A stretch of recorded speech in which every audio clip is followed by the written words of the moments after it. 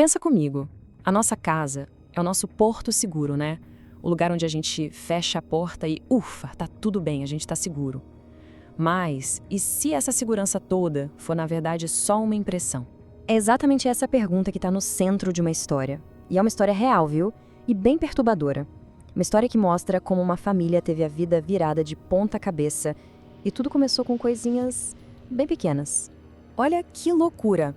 Pro filho da família, um garoto de 15 anos que era bem observador, tudo começou com algo que a maioria de nós nem notaria. Sabe o quê? Um pacote de biscoitos. Um pacote de biscoitos na bancada da cozinha que estava dobrado de um jeito esquisito, um jeito que ninguém da família fazia. E aí não parou por aí. Logo depois, outras coisas estranhas começaram a acontecer. Uma cadeira na sala, que parecia estar um pouquinho fora do lugar, a porta do banheiro, que ele tinha certeza que tinha deixado fechada, de repente estava só encostada. E para completar, apareceu um copo na pia.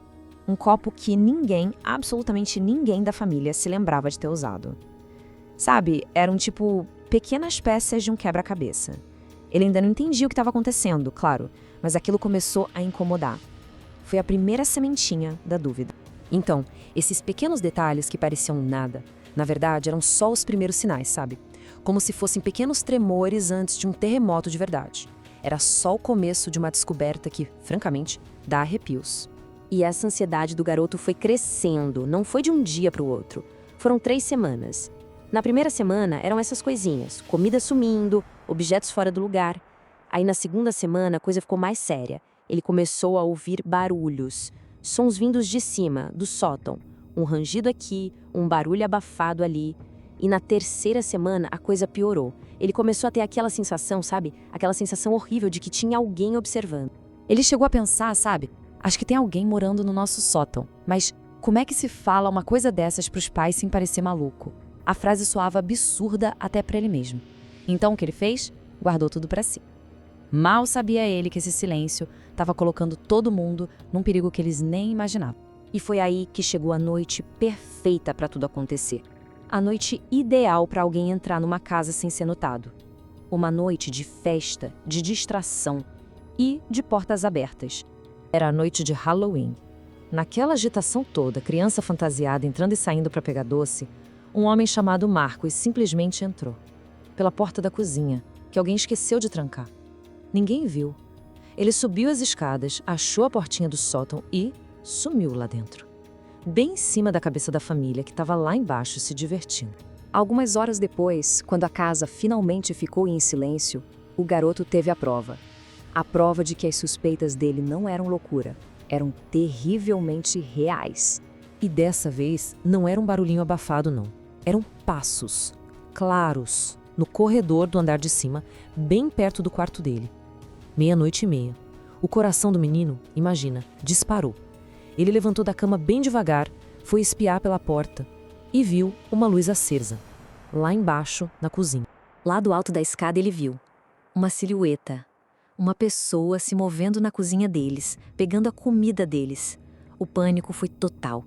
Em vez de gritar ou fazer qualquer coisa, ele só recuou em silêncio e correu para acordar o pai. O pai, agindo no puro instinto, viu o vulto do intruso subindo as escadas, vindo na direção deles. A reação dele foi imediata. Voltou para o quarto, bateu a porta e trancou. Com a mão tremendo, ele ligou para a emergência, sussurrando o endereço, morrendo de medo que o homem do outro lado da porta ouvisse. E aí veio um momento de puro terror. A maçaneta do quarto começou a girar. Devagar. Só uma vez. Imagina o desespero. Só uma porta fina de madeira separando a família do perigo.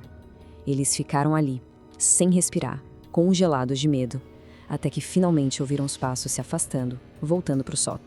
A polícia levou uns 15 minutos para chegar, que devem ter parecido uma eternidade. Eles subiram direto para o sótão e encontraram o invasor. E não era um monstro, não. Era um homem chamado Marcos, que estava escondido atrás de umas caixas velhas. Isso que essa família viveu tem até nome, sabia? Se chama frogging. É um tipo de invasão muito bizarra porque a pessoa não quer só roubar suas coisas. A pessoa quer morar ali, com os donos da casa, escondida, sem que ninguém saiba. E a história do Marcos, bom, era uma história de puro desespero. Ele tinha 42 anos, estava morando na rua há 6 meses depois de perder o emprego.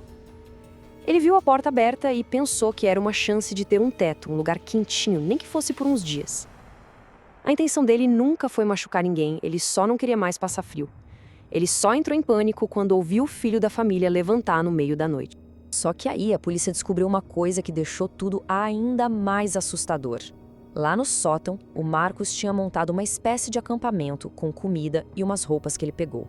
E o pior de tudo, ele tinha feito um buraquinho no chão, um tipo de olho mágico, para ficar observando a rotina da família no corredor lá embaixo.